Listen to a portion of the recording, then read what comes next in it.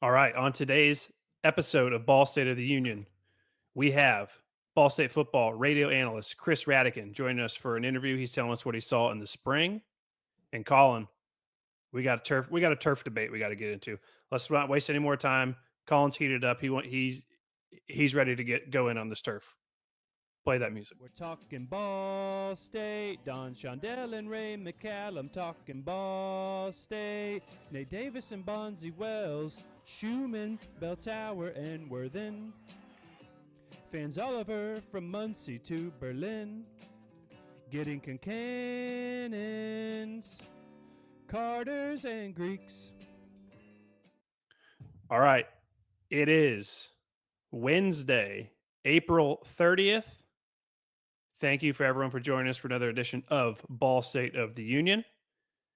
If you can hear my voice right now, I want you guys to stop what you're doing and do us a favor.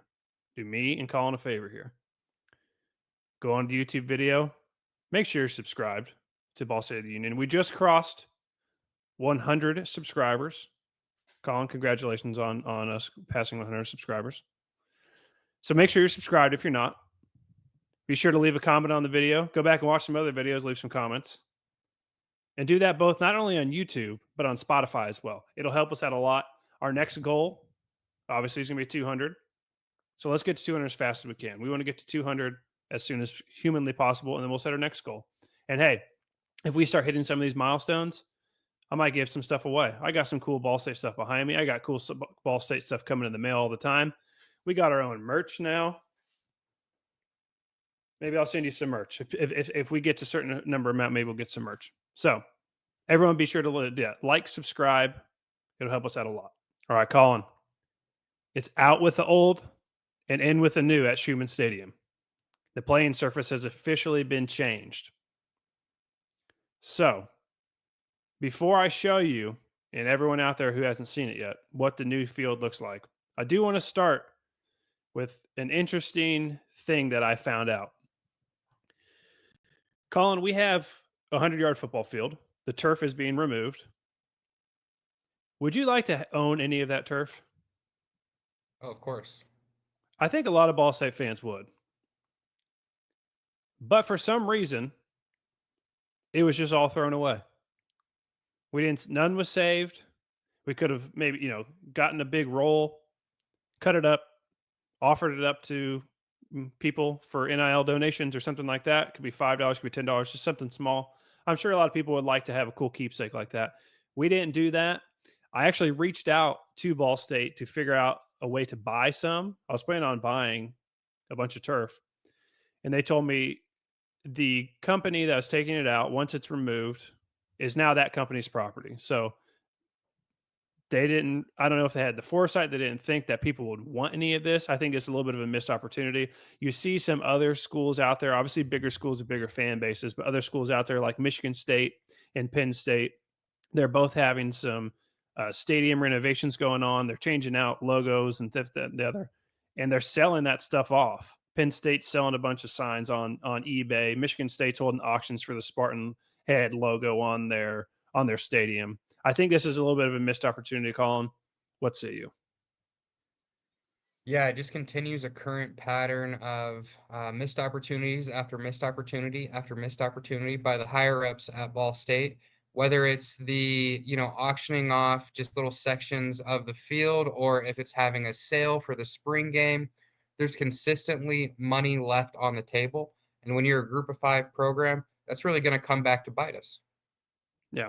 So, again, it was all just thrown away. The entire turf was just tossed. And I'm not saying they need to hold the whole turf back, but they were cutting them up because I spoke to the company who was doing it to try and figure out how I can get some. If I lived in Indiana still and had a basement, my whole basement would have just been turf. I would have just replaced the whole carpet and just had turf basement. But the company just said, "Hey, we're throwing this away, so it's gone. It's going to be gone." So I don't know why we couldn't have held off something, and, tried to sell off, but that's a story for a different day.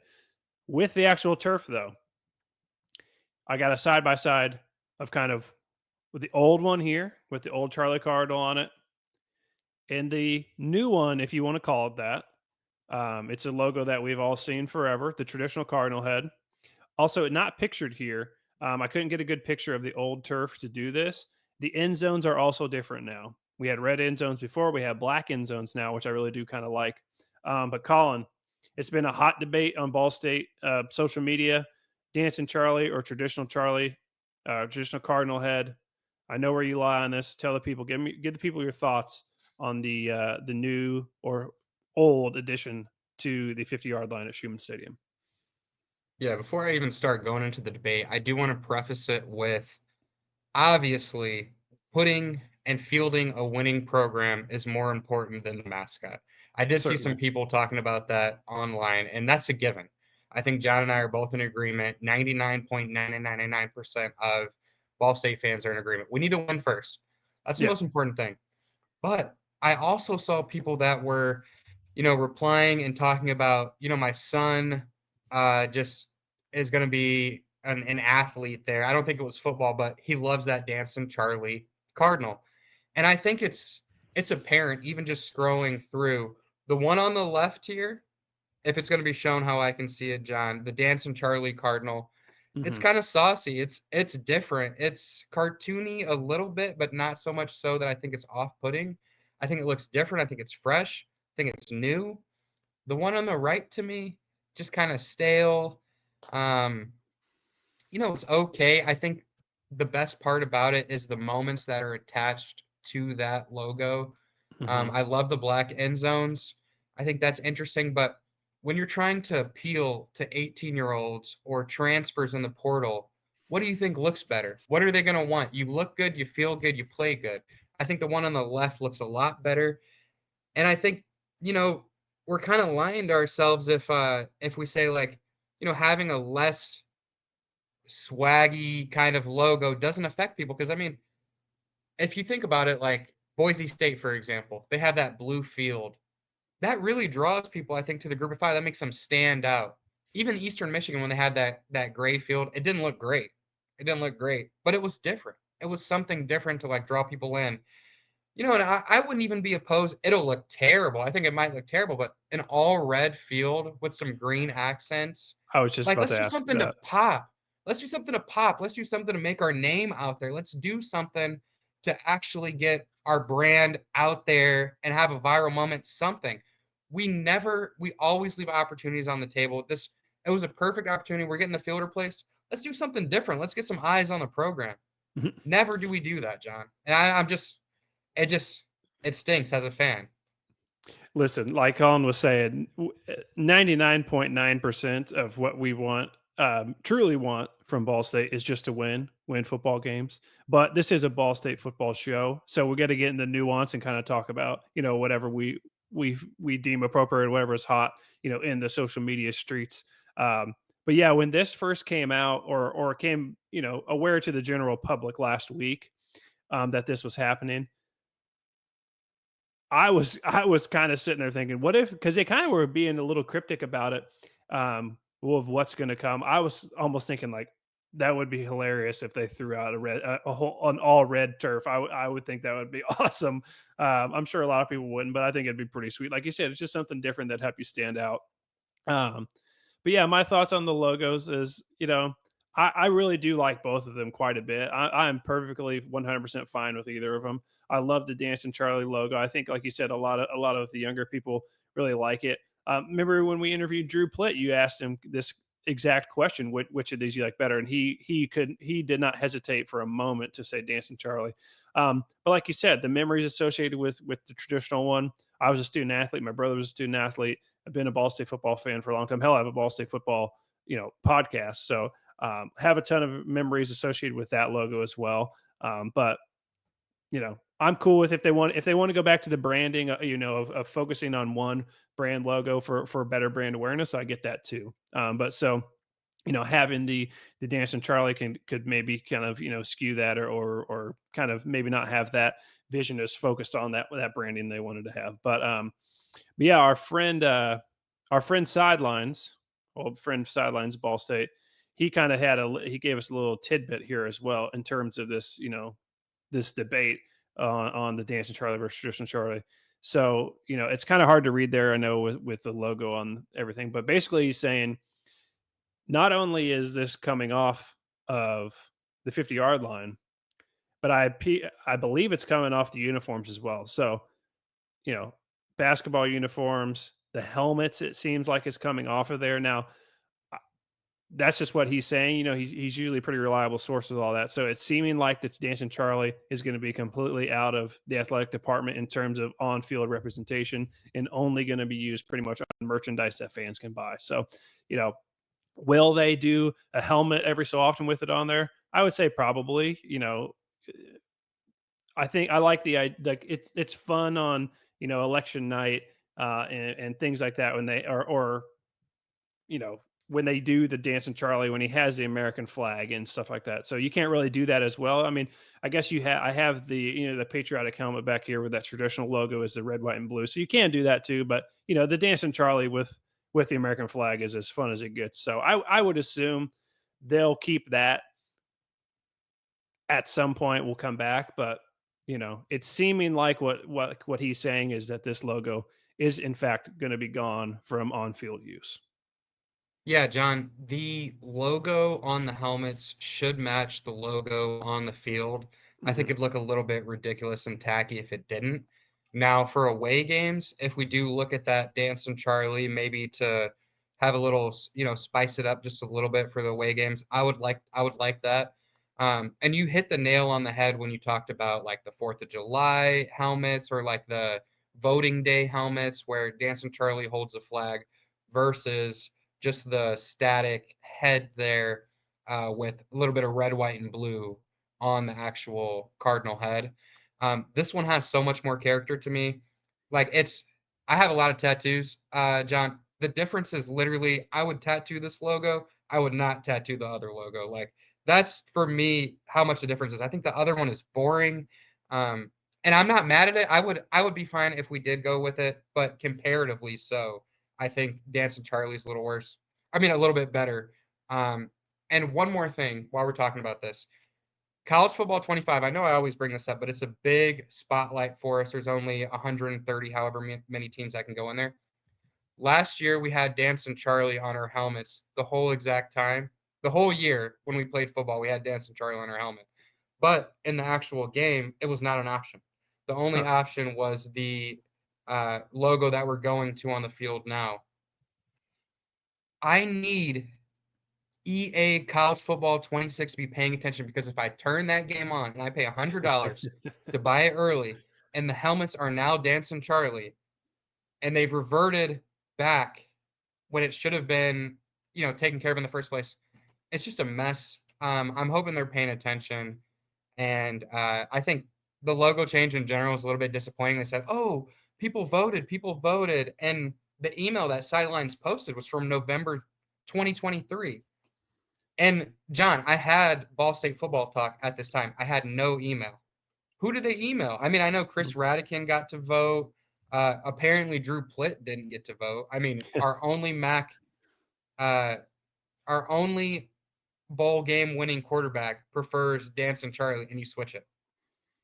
And he had drip.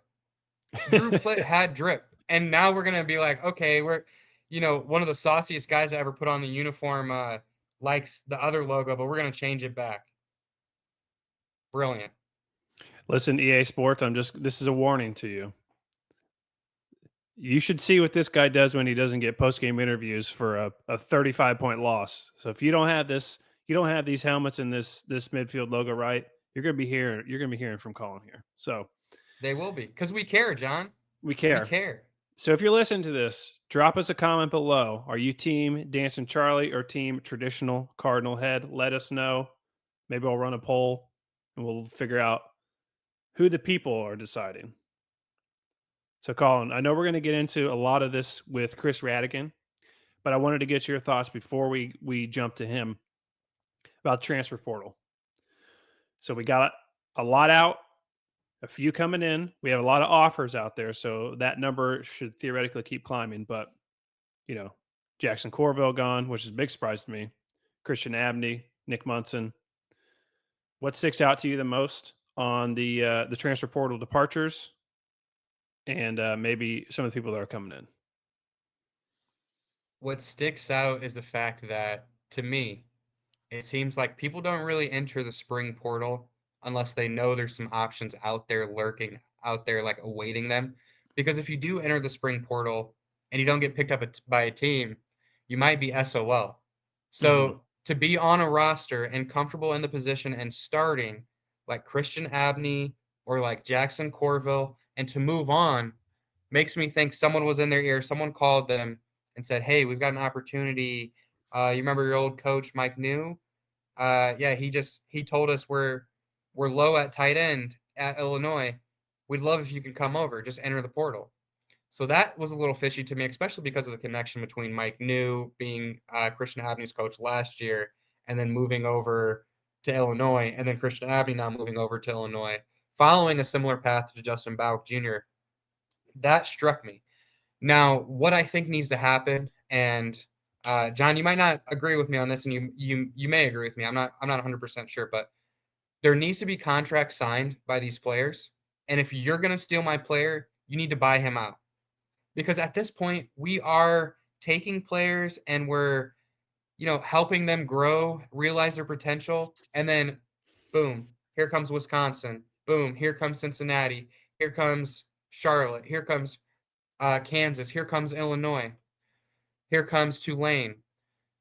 So if we're going to be this pecking ground for these big programs, we need to get something in return. And what I'm waiting on, and I hope this shoe drops, is the Madden Amaliva if he has to pay back his money to Hmm. Arkansas. Arkansas, I yeah. think that could start the trend there of them having to, if I'm going to leave, I have to give you back the money you give me, or someone has to pay them for Right. us losing you. Now, to the players that we're actually losing, Christian Abney, it was interesting because last year I think he had something like 6 catches, 50 yards, 1 touchdown. So on paper, if someone's looking for tight ends, like, oh, what tight end can I steal? What tight end can I steal? It wouldn't have been him because his stats aren't going to jump up. So somebody knew something. Okay. Now, Jackson Corville, a little different. He had 2 game winners. And while I looked at 20 to 29 looked pretty good, 30 to 39 looked pretty good, 40 to, but 2 game winners, 2 big Hmm. time kicks, Right. Husky killer. I thought he was, Cardinal through and through, and he still is. He still can be Right. that. But it did come as a shock to me. I'm worried that the people that we had on the roster to be like the backup kicker, backup punter. There's a guy, Brady Bone, that looked pretty decent. But if he was going to be the backup to Jackson Corville, I worry that Jackson Corville to me isn't an elite kicker. No offense to Jackson Corville, he was great, but not elite. Even though they brought him into Ohio State. Now, I don't want to go below where we were already at because to me, anything over 35 yards last year wasn't a given. It just wasn't. So I do worry for our kicker position with the loss of Jackson Corville. I worry about our tight end position with the loss of Christian Abney. Nick Munson's another loss. He looked speedy. But yeah, it was tough and it doesn't feel good. I definitely I felt that when they left. It hurt. Yeah, the contract, all that stuff really kicked into my brain back with Carson Steele. Carson Steele was a guy out of Center Grove, the high school I went to, Mr. Football, amazing 4-year starter for Center Grove, and nobody gave him an offer. Indiana didn't offer him, Purdue didn't offer him, nobody offered him. Ball State takes a chance on him, brings him in, and obviously look what he does. He's an awesome player for us for a couple of years. Ta I'm not begrudging any of these guys for going and taking this money, but it's like, okay, well, Ball State gave you the chance. Ball State brought you in. Ball State helped develop you, and now they just you just get to leave, and like they just get a like UCLA just gets to come give you a bunch of money and leave, and then Ball State just SOL. It's like so yeah. I've kind of been on the contract train for a while, and I think it would be good for both parties. Obviously, the schools benefit, and the players are going to have a little bit more you know they're going to be protected a little bit more. So if they come in, they can't just come in and say, okay, well, yep, you're just not where we think you're supposed to be, so you're just gone now. Like they might come in on a 2-year deal, and after the first year, if they're underperforming, they at least have a something that says, hey, I have a 2-year deal here. It's like you know all the other NFL and everything. It's the college football is just becoming the NFL, so we might as well just jump in feet first, I think. And I think this would be a way where, struggling schools, financially like Ball State are protected a little bit more. Which I don't really know what the NIL we even have is. It doesn't seem like it's very much. But this could be kind of a shot in the arm where, uh, Cam Pickett goes to Kansas and, we get 100 grand or something like that. But, you know, I don't think it'll ever be fixed at this rate, but this is just kind of rambling here. So, all right, Colin, do you have anything else for the people out there before we jump into his interview with Yeah, real Ball quick, State just football just a radio couple. analyst Chris Radican? Yep. Definitely. Just a couple things. The first thing is I'm noticing a Purdue to Ball State pipeline. Oh, And I yes. think we'll talk about that a little bit in our Chris Radican interview, just some players that we got from Purdue. But I'm noticing that that's pretty cool. I think we'll talk about that more when we get closer to Purdue. But Mhm. unfortunately, they have like a like Georgia bus or like Georgia speedsters. You know how they do there, like driving 100. If Yeah. they get in trouble at Georgia, they're going to Purdue. And then if they don't work out at Purdue, they're going to Ball State. And then we have to play them. So that's been on my mind lately. That's been weighing on me. It's like, oh crap, we got to go against 2 or 3 Georgia wide receivers. Um, that's on my mind. And then lastly, I just want to thank everybody for tuning in. We've got merch up, Ball State Football Talk and Ball State of the Union. Make sure to smash that like, that subscribe button. We put a lot of effort into this. We love Ball State. And after the spring game, we saw our stuff climbing just Mhm. randomly, and it was amazing to feel embraced by the community. People really showed up for us. We went from like 80 something subscribers to 113 or whatever it is now. So I loved the support. It really felt amazing. It felt worthwhile to go down there to the spring game to cover it. People really responded, and I really appreciate everybody who showed us love. Couldn't have said it better myself. Everyone keep posted throughout the summer and going into the fall. I think between Colin and I, we have 4 or 5 games in person that we're going to be at, and get you some on ground coverage and get our thoughts. Checking out different away stadiums and kind of how Ball State's doing. So we're going to be there. We're going to do the best job we can to bring you a fan's perspective basically on what's going on with Ball State football, something that's not really out there right now. So um, let's jump in to our interview with Chris Radican. He's going to go over all the things that he saw in the spring, and I'm really excited to hear what he has to say. You'll see here a familiar guest we've had on the show before. You'll recognize his voice as the football radio analyst for Ball State football. You'll hear him on the radio with Mick Tidrow in the fall, but right now you'll hear him here on Ball State of the Union. It's Chris Radican. Chris, thanks for joining us again. Absolutely. Thanks for having me, guys. Always a pleasure. So, Chris, a lot has gone on since the end of last season. New coaching Indeed. staff, new field, new players. I want to start with Coach Yurmevich, though, because that's kind of the biggest new thing that we have here. You've had a chance to meet him now. You've had a chance to meet some of his staff. What are kind of your first interactions like with Coach U and the staff, and kind of what you took away from maybe how things might be a little bit different from this coaching staff as opposed to the last one? Yeah. So, guys, and with Mike New being a teammate and a friend, it's hard. I'm not going to bash him, but the vibe in the building is 180 degrees different now. And it's hard to imagine that it could have been that much better. And it is, guys, that the vibe in the building, the atmosphere, just the general aura when you walk into the joint, it is amazing. Kids are excited. Coaches, staff, everybody's excited to be there. They can't wait to get on the field. And it's just a great feeling when you walk in there, and when you see it's palpable. You see and you feel the excitement of all the kids and everybody that works there and spends all their time there. And really pretty refreshing. And it's pretty neat what he's injected into that program, into that community up there, and how he has just brought that program back to life. And that, that's so typical, guys, in any program. Once somebody's been there 7-8 years, sometimes it's really hard to keep it fresh. It's really hard to keep it alive, that feeling. And so that'll be his charge going forward, is how do I keep this going year after year after year? And it's just really hard, and especially with the couple of years they've had this, the lack of success. it's almost impossible to maintain. It's hard to keep everybody excited and coming to work every day when you're not seeing results on the field. So what Coach Hughes there has done is, in just a short time, I think he got hired maybe 5 months ago ish, and is really amazing. I'm really impressed with what he's done. And I know you guys, we had talked when he got hired, and I had expressed some of the feelings I had about him, about how he had did such great things at Butler, and now here we expected big things, and it's better than I expected. My expectations were exceeded. Nice. So. I like to hear that. So not even just Coach U, but maybe the rest of the staff that he's brought in so far. Obviously, we have a couple holdovers from last year, a lot of new guys in there. Have you interacted with the rest of the coaching staff much? And maybe what is Oh, some of the vibes of these new coaches you've gotten? Obviously, the people who've known Coach U for a long time is once he's able to fill this staff out. So kind of what's the vibe you got from maybe just the entire coaching staff in general?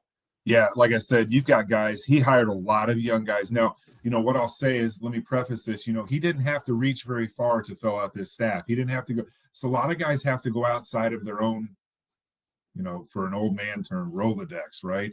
They had to go outside that Rolodex or their contact list to find guys to fit. He had guys ready and willing and able to join this staff. And That's good. And it was all guys that he'd either worked with, worked for, or had a lot of these guys he actually coached. So as an O-line coach, like Alex Barr was what he played for Coach U at NC State. So, and Coach U was his O-line coach there. So these are guys that are familiar. So there's a very natural, organic chemistry amongst the staff.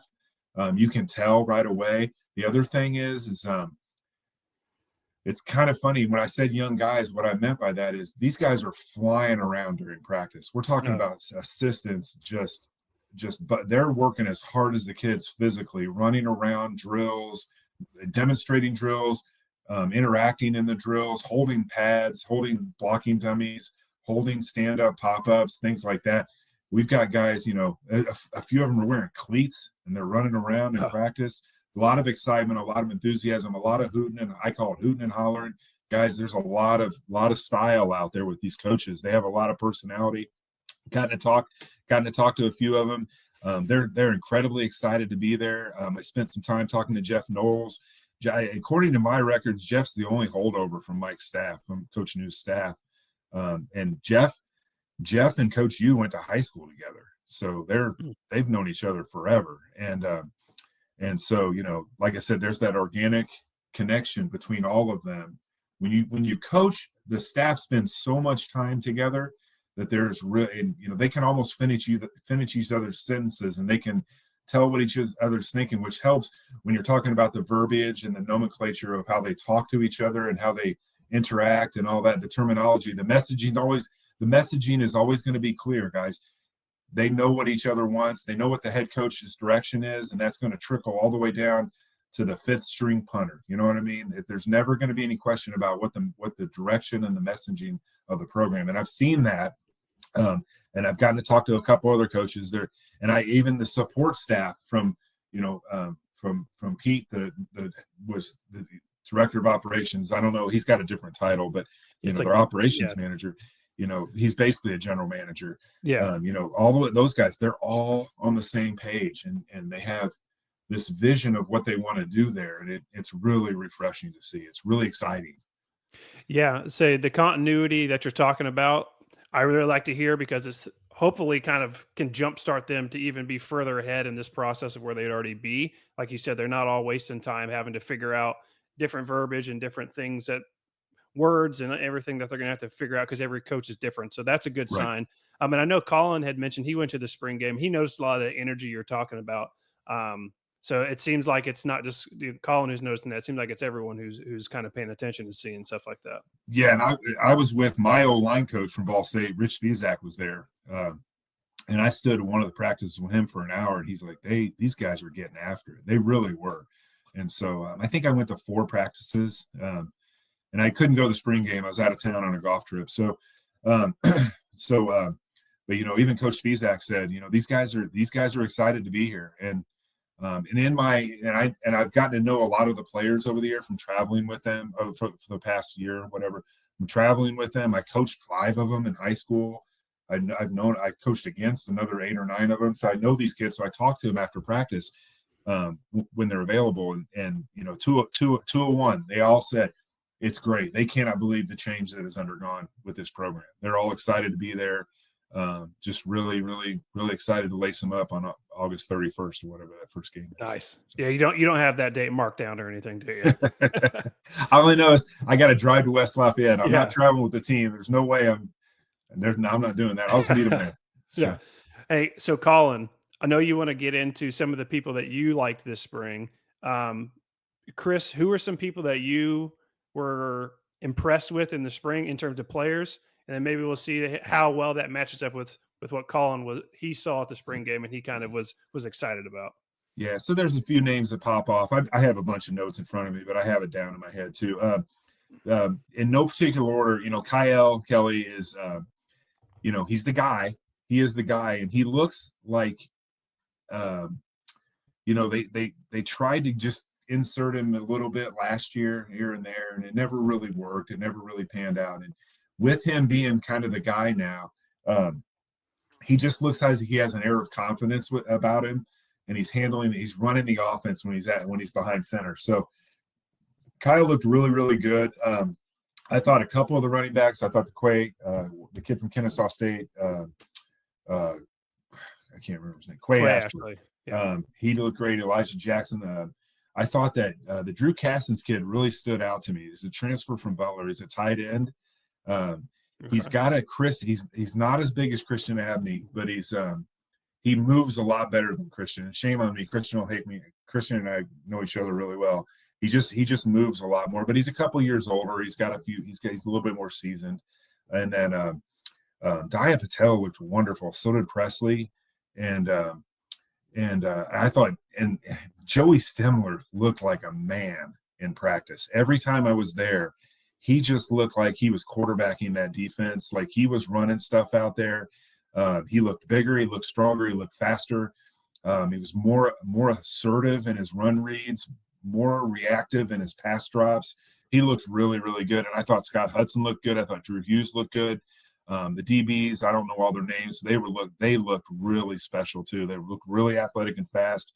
And they were really well coached. So trying to think. Oh, and Cole Mosier. I'm going to say that right now. I think Cole Mosier, guys, is going to be a really good offensive lineman for us at center.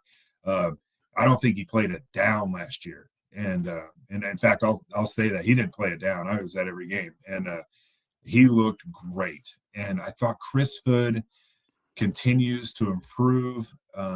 Whether I get in trouble for saying this or not, he had such a long way to go. Is the best way I can say it. That he continues to get better, and he continues to.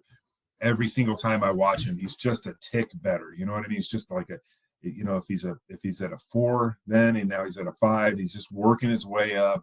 He's getting better. He's getting pretty good. So I thought Luke Bandy looked good.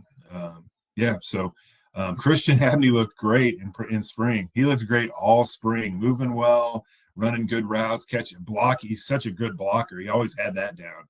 And then, we got that news last Thursday evening, I think. So which doesn't surprise me. We'll get to that.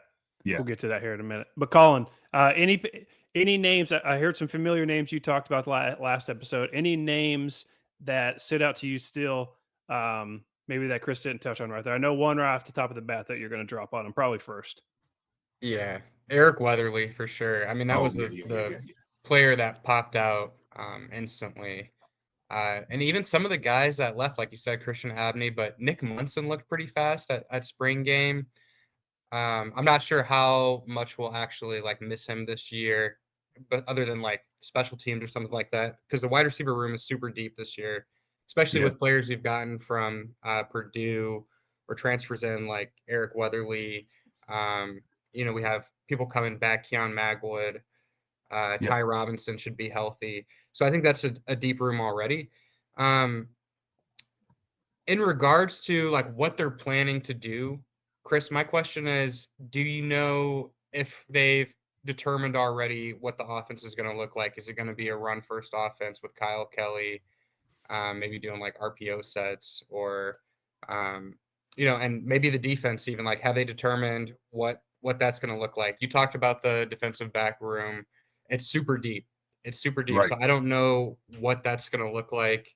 And you don't necessarily have to talk about starters, but are we running, like, I don't know exactly what we're going to be running out of the defense. I don't know if you do either. So that would be The my question. defense will be What? the exact same defense as last. Jeff and I talked about this. It's the exact same defense, the exact same terminology, calls, stunts, blitzes, coverages, everything. What you're getting though is you're getting a bunch of guys back from that team that now have a bunch of reps on their resume. So they've played a lot. You know what I mean? We're talking about linebackers with and some of those young DBs that filled in at the end of the year. Those guys all now they're back. So what kind of offense? It's it's hard. You can't really put a label on that offense. It's multi-formational, multi-personnel. So they're going to be in 12 personnel. They're going to be in 11 personnel. I don't see them on a lot of 10 personnel, meaning no tight end. They're usually going to have a tight end in the football game. They're going to be run first, whether it's the quarterback running the ball, the tailback running the ball, one of the two. They're going to be run first team. Absolutely. That is going to be the calling card of a Coach U offense every day of the week and twice on Sunday. They're going to try to run the ball so that they can open up and pass a little bit every now and then when they have to. So it's a lot of power, a lot of inside and what I call mid zone, running just off tackle, not a lot outside. It's hard to run outside zone in college. You have to be really, really special. So it'll be more of a mid run zone right off the back, right off the tackle. The tackle's hip, things like that, and look for a good cutback. They looked really good at that. It's going to be a lot of Kyle Kelly zone read and power read type formation, or with concepts with what I call a jet sweep across, where it takes that safety and that linebacker out of the equation, and then they're going to run the quarterback behind it. He may read it, so it's going to be one of those things, very multi-formational, multi-personnel type run game, where it's not triple option, but it kind of looks like it in ways that we got a lot of guys moving different directions, but one guy's always going to have the ball, right? So, but the defense will be the exact same thing. It'll be basically an odd front with a guy walk down, so it'll look like an even front, and a lot of movement up front. And they'll do multiple style fronts where they'll shift guys over. And then I'm always going to have a zero technique, what we call a zero technique, when a guy's head up on the nose, or head up on the center rather. They'll run a lot of stuff where they'll put guys over the guards and things like that, take away the certain tendencies. So okay. I did have one other offensive question for you, and since we're on this topic right now. Last year, obviously, Caden Simmons is starting quarterback, and we saw them kind of bring in Kyle Kelly some last year a little bit. Like you said, it was kind of like a square peg in a round hole with what they're trying to do at times last year with him. Could we see anything like that this year with Walter Taylor? I know he's kind of like he's a big body. I know Colin said it was kind of a stark difference in size when him and Kyle were standing next to each other. So as a big athlete with an arm, I assume, do you find a way to get someone like that on the field? I would think you would figure out a way to utilize him some, but what's your kind of thoughts on that? Okay, that's a great question. And what I'll say is this: the old saying in football is, if you have two quarterbacks, you have zero quarterbacks. Correct. Okay. And I have not asked those guys that, because that's not my place. So, but the one thing I'll tell you about Walter Taylor, might be one of the biggest quarterbacks I've ever seen in my life. He is such a large human. I want to say he's every bit of 6'5", and he probably weighs 240 pounds. He looks like an NFL linebacker. Yeah. He's that big, and he's a lefty, so he brings a different dimension, right? So I don't know if they're going to do that. I know his arm he has an unbelievable arm, Colin. I don't know if you saw him throw. My guess is he could probably stand on one goal line and throw it to the other goal line. His arm is so strong. I saw him make some throws in practice every now and then that you just took your breath away. They were so strong, so powerful. It's not super accurate. I don't think I'm stepping on any toes or out of bounds on that statement. He's not super accurate. His footwork's a little wanky at times when he's in the pocket. When he gets a little pressure, he feels something on the side or whatever. But boy, he can absolutely sling it. So will they put him in at times? I don't know. They might. I don't know. I think that's to be determined. I think they are all in on Kyle Kelly. I know that. And So, gosh, John, you made a great point. Last year with Coach Elliott, and I think he's a great play caller. He was a great coordinator. He still is a great coordinator. He's just a tight end coach now. But what they did last year with Kyle was, I just don't think it was ever effective, because when he went in, everybody in the stadium knew he was probably going to carry the ball. He was probably running the football. And so that allowed defensive coordinators to pin their ears back and just go right after him. So, I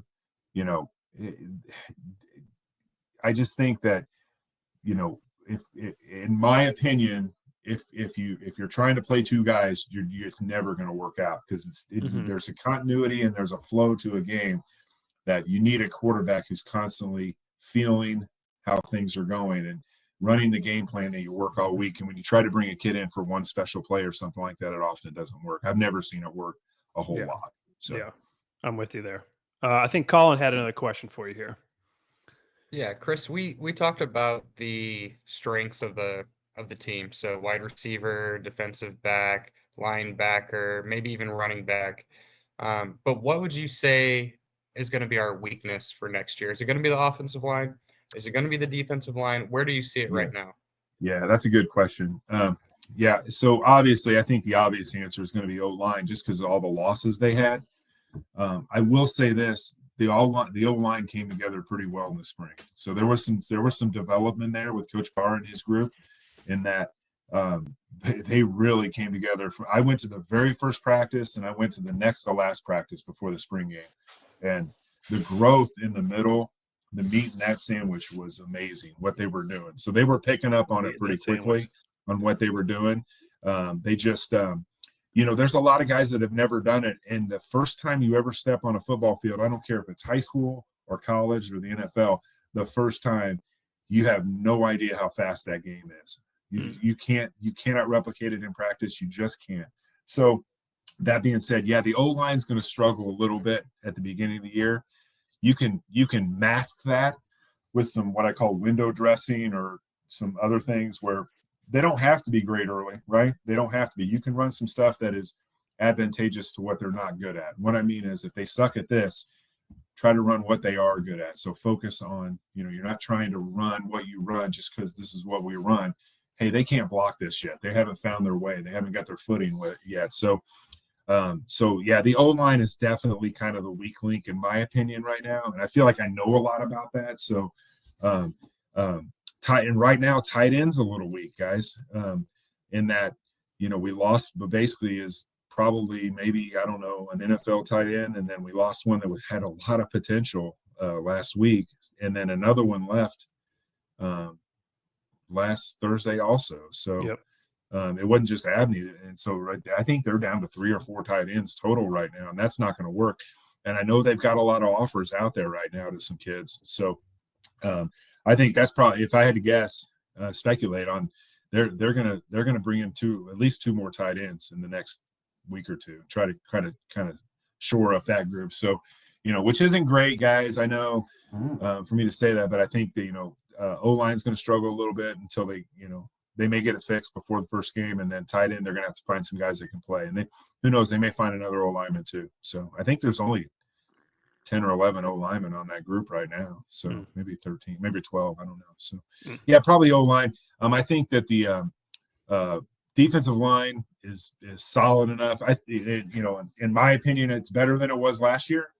They got a couple guys. There's a couple guys in that group that the Thacker kid played really well this spring. Kid is a kid from New Pal, and they got a transfer kid from Butler came too. His name's Milwaukee, Ashton Milwaukee.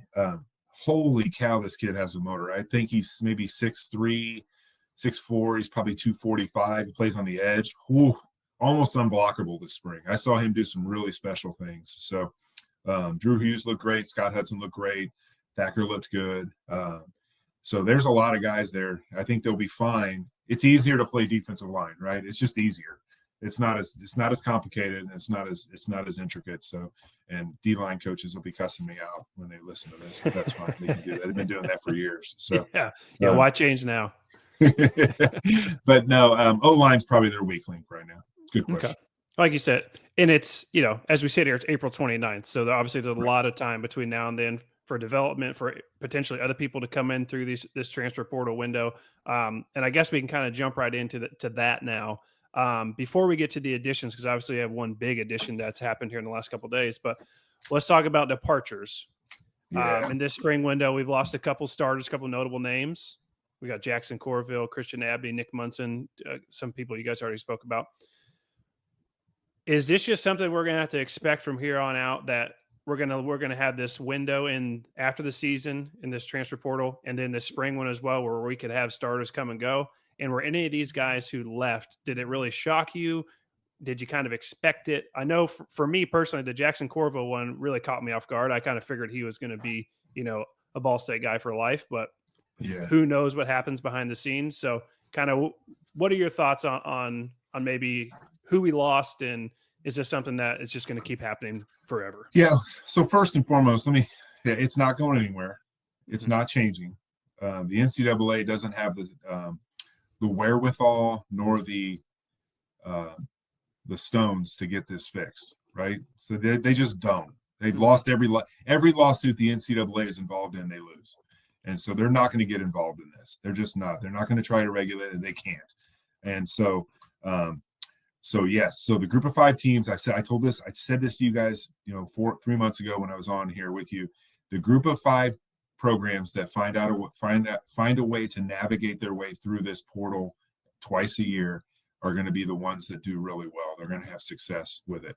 That being said, the guys that I think if Christian wouldn't have gotten hurt late in the year, I bet he would have gone in the portal early in the first session. I'm talking about Christian Abney, right? Yeah. I think he made so much progress over the year, and then he goes down in I think it was the Bowling Green game, and then he didn't even really play against Ohio. So Christian had enough. He was trending strong enough that I think he could have been a first portal guy. Obviously we lose Simons, and we knew Koziel was leaving. It would have been nice if Arkell would have stayed. He goes to Alabama, so he's he upgraded a little bit. I'm looking at the list. All these guys left. None of them are surprised. I wish we still had Malcolm Gilley. I mean, that'd be huge, and Snyder and Baldwin but yeah. I don't see anybody on there. It was a big surprise. So I don't know where Nick Munson's going to go. I'm not good for him. I don't know where he's going to end up. So yeah, I figured he would have stayed. I think he was a walk-on, wasn't he? Pretty sure. I'm not sure. I should know that sort of thing. So I'm not positive either. Yeah, but Jackson, I'm with you on Corville. I thought he would stay. I mean, but he go to Ohio State. Am I right about that? He had a visit there. I know. I don't know if he's announced anything formally of where he's ended up going, but I know he did have a visit there. Yeah. And kickers, not to diminish his skills. You can find kickers, and they got one. Brady Bohm from Westfield. He's really good. Okay. I coached against him. He used to put it like we didn't even practice when we played Westfield. We didn't practice kick return. Like we never even practiced it all week, just because we're not getting a return on this kid. You know what I mean? And his leg is so strong. And then I remember one time I think it was like a 22-yard field goal, and it was above the uprights when it went through. So you know how short that is. He kicked it so hard, high and far. I think I landed in the 9th row of the track. So, it is. It's here. It's here to stay. Those guys are going to leave every year. We're going to be, it's not just us, y'all. I mean, we're all going to be basically a AAA farm team for a lot of these bigger programs. And the good news is we're going to get guys too, right? We're always going to get guys. And the good news, the other side, we're going to be able to re-recruit guys who decide they want to take a shopping spree and see what's out there. And we get to maybe try to keep them. So, okay. I like it. So now we've talked about who's left. Let's talk about who's come in. Obviously, just a few names so far. Like you said, there's a lot of offers out there. You're seeing offers all the time. We've got, I believe, 3 names as of right now. We have Adam Saul, punter from Washington. Yep. We got Spencer Vaca, defensive line, Dodge City Community College. Yep. That's a great program, by the way. It's a great JUCO. I was going to ask. I'm not really familiar with him, but that's good to hear. Yeah. And then obviously the big one, DJ Hamilton, wide receiver Yeah. from Purdue. Mhm. I know you're fired up about that, Chris. I Tell me a really little am. bit. Yeah, we're getting a punter from Washington. He's a big, strong kid, strong leg. Had a really good. His numbers were really good last year. So, that's huge. We could always use a good punter. The defensive tackle, Dodge City. I think it's in Kansas. That's a big time. I mean, they send guys every year to Power 5 schools every year. It's one of those JUCO programs. Our kids just don't go JUCO anymore.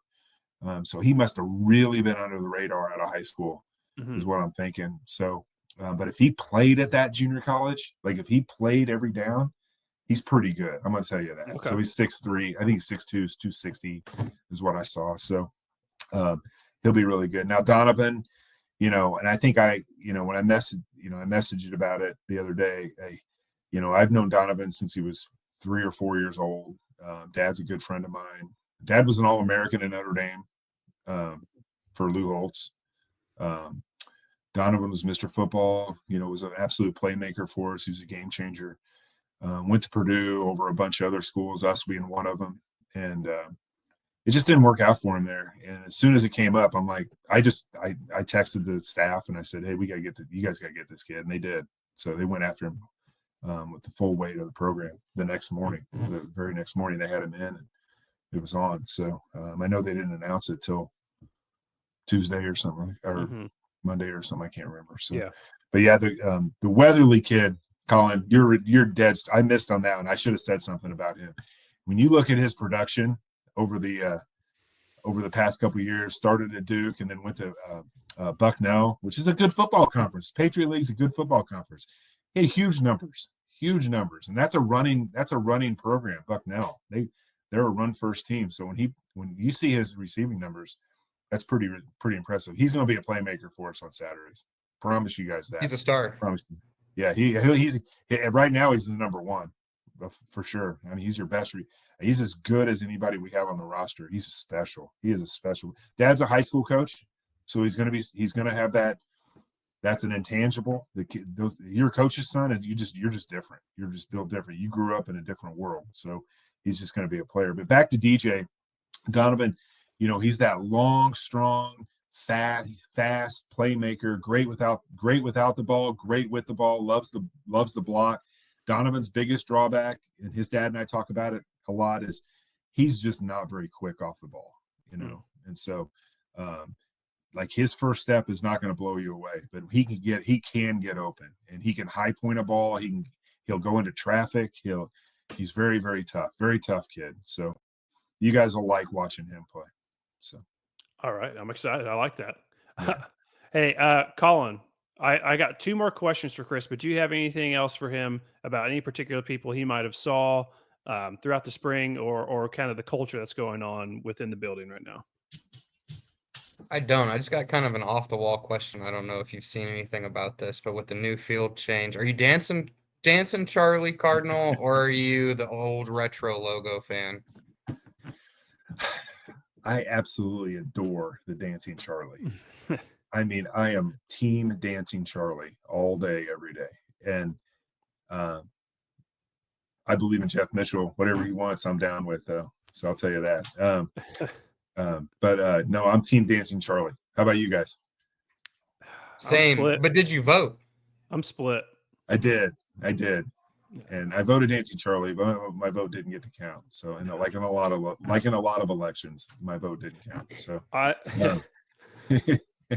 love Dancing Charlie. I'm just like all the memories I have growing up until basically 2020. It just has that Cardinal head in. I was a member of the men's volleyball team. My brother was on the men's basketball team. Right. Been a Ball State football fan forever. So I just have the nostalgia with the traditional logo, but I do love the Dancing Charlie. So I am kind of sad to see it go. They introduced that logo when I was like my sophomore year, that one here on the helmet in my office. So yeah. And I love it. I love that logo. It's just, it's unique to our school, and my freshman year, we had the Arizona Cardinals Cardinal. Oh yeah. So, yeah. I think those are sweet too, actually. I think those should make a comeback for one game. All right, Chris, I got one last question for you. Yes, sir. After, based on everything you saw, meeting Coach Yurmevich and the staff, going up there and seeing the guys on the field a handful of times, if you can pick one thing as of right now, what are you most excited about based on what you saw in the spring for the 2025 and hopefully 2026 Ball State Cardinals? I'm excited about Coach U and what he's doing with that program. If I can, that's a general answer. I'm most excited. He's an O-line guy. He runs practice like an offensive line coach would. You know what I mean? They're going to be a tough, physical, disciplined brand of football. They're going to play a tough, physical disciplined brand of football. They're going to be in your face the entire time. They're going to try to wear teams down on both sides of the ball. They are going, and that's what I like about this program right now, the direction they're going. They are going to get after it 24/7 all the time, no, all gas, no brakes, like what I said. And that's what I see that he's instilled in that program. That's what I'm most excited about. I'm most excited about the fact that they're going to compete. No excuses, bottom line, let's win some football games. And I think, and that's what he said to me. And that, and from a program that hasn't won a whole lot lately, that's a pretty bold statement. You know what I mean? But I love the confidence. I love the swagger, and he's got it. He absolutely has it. When he walks in or he walks around, you can tell that dude is in charge. And that's one thing I'm really excited about. He walks in there and who's the boss. And I love that about him. So I'm really excited about what he's changed about this program. Perfect. I love to hear that. Well, Chris, this has been great. Thank you so much, as always, for coming on. Hopefully we'll have you on again. If not before the season starts, once the season gets going. I don't know how much craziness will be going on throughout the summer. Hopefully it's nice and calm and everyone can kind of get a little break before we get back into the season. So I know you'll be excited to be on the airs with Mick. Actually, speaking of one more thing, have you spoken with Mick much since the season ended? I'm sure you probably have, but what's your and his relationship been like post the first season? We'll talk. We will text back and forth almost every day. Honestly, almost every day there's some sort of text going back and forth. We're both big baseball guys, so we talk a lot of baseball as well. I went to almost every home basketball game. So I would always go down on the floor and talk to him before the game, just for a second, give him a quick man hug and get back up to my seat. And so I talked to him quite a bit. So we stay in constant contact. We haven't really talked much about this season. He's so busy, guys. Oh yeah. I mean, he went from football. They had the crossover where he was doing football and basketball at the same time. And then he was doing basketball and occasional women's volleyball. Now baseball. He's all in on baseball. So I don't know how he does it. That dude doesn't get a day off, man. No. He works a lot. So I mean, he's constantly at a game, so which is not a bad thing. No. You can do it for a living. It's not a bad gig. Yeah, bet there could be worse ways to make some money. Absolutely. Absolutely. All right, Chris, thank you very much. And we'll talk to you again soon. Awesome. Thanks, guys. I appreciate it as always. Go Cards. Yep. All right. That was our interview with Ball State football radio analyst Chris Radican. He always has great insight with what's going on at Ball State football. He's got me fired up with what he had to say about Coach Urimovich and the staff and kind of the culture change that's going on up in that building. So, Colin, I know you got to be pumped up. I'm ecstatic. I'm waiting for this bowl game season loading. You heard it here first. Way too early season predictions. Check them out. 6-6 this year.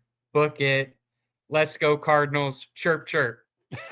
Chirp, chirp. So, hey, again, one more time, if you guys wouldn't mind, please make sure you're subscribed to the channel on Spotify and YouTube, both of them. Doesn't cost you anything to do. It just takes 1 second. Be sure to like the video, leave some comments, let us know again, like we were talking earlier. Do you like the Dancing Charlie or do you like the traditional Cardinal head at the 50-yard line? Which is it? Which do you want? I'll put the link for the merch in here. We got t-shirts. Colin's got sweatshirts. I got some hats brewing here. I'll have to let everyone know about the hats when we get some hats in. We got merch. Again, it's going to go towards helping, kind of starting our own little mini NIL fund here, so we can, try and contribute whatever way we can. It might not be much, but it's the best we got right now. So until next time, everybody, we appreciate your time. We appreciate the love. Chirp, chirp. Go Cardinals. And we'll see you guys next time.